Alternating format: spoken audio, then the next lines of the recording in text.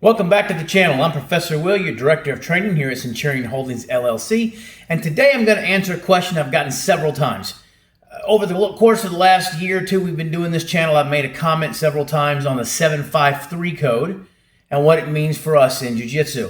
On our blog, we actually wrote a series on that 753 code and breaking each one of them down. I'll put those links down in the description below. I'm not going to get deep into the specifics today since we did that on those blog posts, but I'm going to give you an overview of what 753 means since I've got a bunch of questions on this when we mention it. Check it out. So the 753 code is the philosophy behind our jiu-jitsu. I didn't invent this. This was something that I learned. I really enjoyed it when I learned it, and it jived with everything that I had been taught growing up as the son of a Baptist minister. And I'm going to tell you, when I was going through my undergraduate work, when I was going through my graduate work, one of the things I kept coming back to on my papers that I would write was the lack of a moral compass in our country today. And we see the results of that with the things that have happened over the last couple of weeks. And I'm not telling you that you have to go to church, that you have to be super spiritual, or that you have to have this compass or that compass. But a lack of a moral compass is something that plagues most adults nowadays. So the first part of the 753 code is what addresses that, and that's the 7 virtues of the warrior. That's rectitude, courage, benevolence, politeness, honesty, honor, loyalty. Again, you can look at the description below. You'll find that link to the blog post that really broke those down a lot better than, a lot faster than I can do in a quick video that we have today. But one of the things you'll notice, rectitude, very first thing we look, and that's doing right, regardless of the consequences. Courage, resist opposition. Benevolence, showing compassion and kindness. Respect for others, respect for yourself. Honesty, living truthfully without deception. That also means without self-deception. That's a big one that I see in today's world. At work, when I look at the people around me and I look at some of the people that I have dealt with for years and years, and they believe themselves to be one thing. They set themselves up to be one thing, and they're not. They're actually the opposite of what they're trying to be. They're the type of people, if they tell you the sky is blue, you better go out and double check for yourself. But they believe that they're a true and honest person. That's not personal honesty. Honor is saying true to your word and your principles. And then, of course, loyalty to your family, to your community, and to the commitments that you make. These are the moral compass that we follow, that we push, that we use when we teach our jiu-jitsu or our seminars or our classes. And they're more than just buzzwords. I know lots of guys that use these. Yes, you've got to have the 753 code. You've got to know what these are to pass your black belt test, and you do. But from people that I've seen, and some people that I know, and people outside of the association, it's a buzzword. It's just something they can say, hey, let me throw this out there so people think that that I've got my moral compass. I encourage you not to be one of those people. Have that moral compass, follow that moral compass, and let that compass direct your path.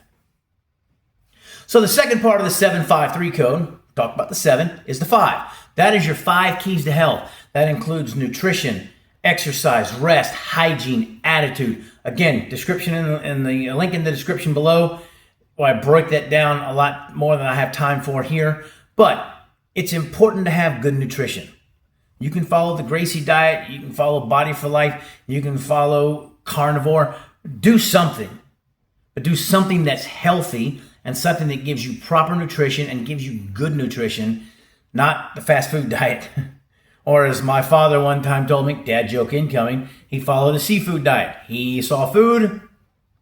Yes, and you probably just sat there and said, he ate it, because you had the same type of dad and you knew it was coming. Okay? It's really not the best of diets to follow, because you want to make sure you're giving your body the right fuel that it needs to propel it forward, not just for today, but for tomorrow and for the future. That's super important. You follow that up with regular exercise. That's why we have our own training center here at Centurion Holdings, because we know and we understand it's important to keep the body fit, to keep the body working, and to keep the body strong. We've all seen those people who they grow up and they're in their 60s and 70s and they're broken down because they haven't been doing any resistance training. One of the guys, God bless Rocky, He let me hunt his property a couple years back. My wife and I actually took some nice deer off of his property. The man is in his 70s, and you never know it by looking at him. He's still strong. He's still fit. He did a bunch of kickboxing as a younger man. He still hits the heavy bag today, but he doesn't really get in and move around as far as like sparring is concerned. But I almost guarantee you if he did, he only had to hit you once or twice, and you'd probably be looking up at him from the ground because because he stays in shape and he understands the importance of going to the gym. You follow that with adequate rest. We cannot stress enough how important getting that sleep is. That's one of the things I neglected for years. I spent a lot of my 20s and early 30s getting 2-3 hours sleep a night. And I thought I was fine. And it wasn't until I started getting better sleep that I realized the disadvantage I had been working from by being so exhausted. I ran for years being 8 hours, 9 hours a day at work, and then going to run a school for several hours a night. And then coming home while I was trying to do my undergraduate work. And I'd be another 2 or 3 hours on homework, and I'd get to bed about midnight. I got up at 5 o'clock to work out and went on and started all over again. And I didn't realize until things happened in my life that shifted my priorities and I had to rearrange some things, how tired I was all the time when I was doing that. I didn't have adequate rest. That's super, super important for your recovery, which makes your exercise and diet work together. We follow that with, of course, proper hygiene. You got to be clean. You got to live clean. I know lots of people that take the shower every day. They put their deodorant on, spray themselves with their cologne. But when you walk into their house, it's a pigsty. That's not good hygiene. It doesn't make a good atmosphere. It doesn't foster a good atmosphere. You've got to make sure that your environment is also clean. Not just you, not just your gi, not just the mats when we're working out, not just when we clean this after we train or after I have between clients, because it helps keep that proper hygiene and helps keep a clean atmosphere and a clean environment. Keeping your spirit positive. I can't tell you how important that is, and I saw it in action when my wife got cancer. Watching her fight that every day and tell me when I beat this, not if, not I hope, but that positive look in her eye when she said, when I beat this, we're going to go do this, we're going to go do that. And I told her when they diagnosed her, her favorite thing is favorite car has always been, I want to drive a Camaro. That's what she always said. And when they diagnosed her, I said, when you beat this, I'm going to buy you that Camaro. And that's why if you look at my driveway now, there's a 2015 Camaro sitting out there that I really couldn't afford, but I was never so happy to spend that money. That positive outlook that I helped provide, that she kept through chemo, through radiation, through surgery after surgery, I can't tell you, and I can't even explain it to you how important that was to her recovery. And her doctor kept stressing that one of the reasons you're doing so well is you keep that positive mental outlook.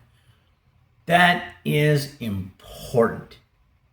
And I'm telling you, it's a self-fulfilling prophecy. If you wake up and tell yourself every day, oh, I'm so tired, you're going to be tired because you're prepping yourself mentally. If you get up, and I know it sounds like crazy, bogus axioms, but if you tell yourself, I'm feeling good, I'm going to go forward, I'm going to make this a better day than what it was supposed to be, you'll have a better day because your mental outlook changed. We just wrote a blog post about that. I'll put that in the description too. But positive mental attitude, positive spirit, you can't stress that one enough. And that leads us into our last thing on the 753, the three. The three of our state of mind. You've got to have Zanshin, you've got to have Mushin, you've got to have Fudosin. Zanshin is awareness. We don't have a season when we do jiu-jitsu. There's no season for self-defense. Nobody comes up to you and says, hey, in October, you're going to be attacked while you walk down this road. So you have to be prepared all the time. That means I have to have a certain level of mental acuity, I have to have a certain level of physical awareness, and I have to have that correct moral compass that I'm in the place that I'm supposed to be. You've got to be always aware, and that's Zanshin. We do this when we drive. I used to tell my kid when he first started to drive, it's not you I worry about. It's the other idiots out there who aren't paying attention. And how many times have we been going to work, you see that guy on the side of the road, and you say, that guy looks like he's getting ready to pull out in front of me. And sure enough, he pulls out in front of you, you hit the brakes, you hit the horn, you show him your number one finger, and, but you were aware, and he was not aware. If you hadn't been aware, you'd have had a collision, the police would have had some work to do, And then you've got, fix your car, lawsuits, and all the other stuff that comes with it. And just by being aware, you avoided all of that. That doesn't just translate to awareness and training. Watching for, hey, this guy can do the arm bar from here, he can choke from here, or whatever. That applies to every aspect of your life. And it's funny because when you started on the training floor, it filters into every aspect of your life. Mushin is that state of no mind. That's the art of flow. That's the point where you hit when you sitting there rolling with somebody and bam, arm bar, and you didn't really think about it. You didn't have to set it up. You didn't have to look at, I got to put my knee in this place. I got to push the head down. I got to slide my leg over. It just did it. You did it so many times that you didn't have to think it through. That's the state of no mind. That's the art of flow, and that's what we're looking for. Not just in jiu-jitsu, but in our life outside the mats as well. Fudoshin is our emotional balance. I'm going to be in the middle of that bell curve. I don't want to have super highs. I don't want to have super lows. I want to keep myself emotionally balanced. And that's harder than it sounds. That's the kind of thing in all of these, Zanshin, Mushin, Fudoshin, you have to work on those. You've got to train that mind, just like you train your body on the mats, your muscles on the gym. It takes work and it takes conscious effort. The 753 code is a very important part of my personal training, and it is part of my life, part of my family's life. Those 7 virtues, the 5 keys to health, the 3 states of mind. As I've said several times already in this video, you might start it on the mat, but after you start looking at that and you start employing that on the mat and you start to realize that, hey, this has other connotations, this has other applications. I can use this at work. I can use this in my marriage. I can use this raising my kids. I can use it with my friends. And all of a sudden, it starts to permeate your life and become a part of you and who you are. It can change your lifestyle. It can change your habits. It can change your health. It can change your wealth. And I promise you, I know why. Because I've seen it happen over and over and over again. That's where we all want to be. That's what we all want to push ourselves. And using that 753 code, you can do that and push yourself to the best heights that you can make. I know you can do it. I've seen it happen. We've been able to do it. And I'm telling you, you can do it too. Tell me what you think the best about that in the comments below. Like, subscribe, all the stuff you're supposed to do on all the social media platforms. You can find us on all of those. You can always reach out to us at centurionholdingsllc@gmail.com. You can find our website at centurionholdingsllc.net.